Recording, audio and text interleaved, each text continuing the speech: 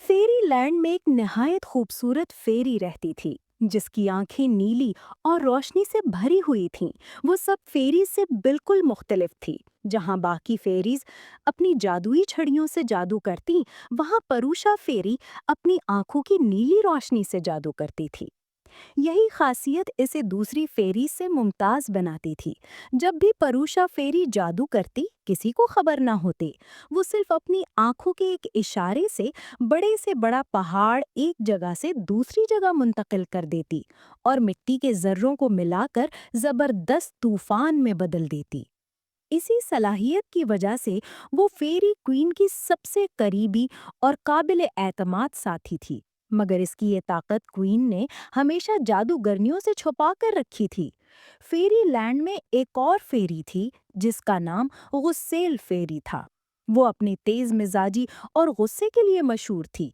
जब उसने देखा कि परूषा फेरी क्वीन की राइट हैंड बन चुकी है और सब इसकी इज्जत करते हैं, तो उसके दिल में हसद पैदा हो गया।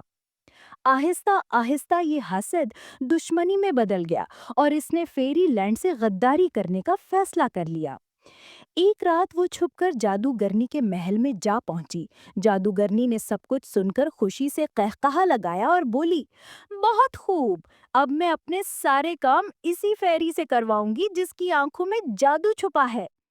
फिर अचानक उसके चेहरे पर गुस्सा आया। लेकिन मैं इसे यहाँ कैसे बुलाऊं? फेरी लैंड तो हिफाजती जादू में घिरा हुआ है। गुस्सेल फेरी ने चालाकी से कहा, ये काम मैं तुम्हारे लिए कर सकती हूँ, मगर बदले में तुम्हें अपनी एक जादुई छड़ी देनी होगी जो मुझे मजीद ताकतवर बना दे। अगले दिन गुस्सेल फेरी फेरी लैंड लौटी और परूषा फेरी के पास जाकर घबराए हुए लहजे में बोली, परूषा फेरी, लैंड खतरे में है। मैंने जादूगरनी को किले के करीब देखा है। हमें फौरन जाना होगा। परूषा फेरी बगैर कुछ सोचे इसके साथ रवाना हो गई। जैसे ही वो जंगल के किनारे पहुंची, जादूगरनी ने अपना जाल फेंका और लम्हों में दोनों इसके किले में पहुंच गईं। जादूगरनी ने चांदी की छड़ी उठाई और कहकहा लगाया, अब मैं तुम्हारी आंखों की रोशनी छीन लूंगी ताकि कभी कोई फेरी रोशनी से जादू न कर सके। परूषा फेरी की आंखों से चमक मधम होने लगी। थोड़ी ही देर में वो अंधी हो गई, बेबस, टूट चुकी थी। जादूगरनी ने उसे कैद से निकालकर जंगल में फेंक दिया। कई दिनों तक परूषा जंगल में भटकती रही।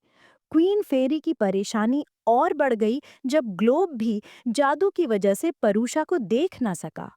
वो अब जानवरों और परिंदों के साथ रहने लगी, उन्हीं को खाना खिलाती, उन्हीं से बातें करती। एक दिन एक एंजल वहां से गुजरा। उसने देखा कि एक फेरी जो खुद अंधी है, परिंदों को खाना खिला रही है। वो रुक गया और हैरान होकर बोला, तुम जैसी रोशन फेरी अंधी कैसे हो गई? परूषा ने सब कुछ सच सच बता दिया। एंजल ने नरमी से मुस्कुराकर कहा, रोशनी सिर्फ आंखों में नहीं होती, दिल में भी होती है।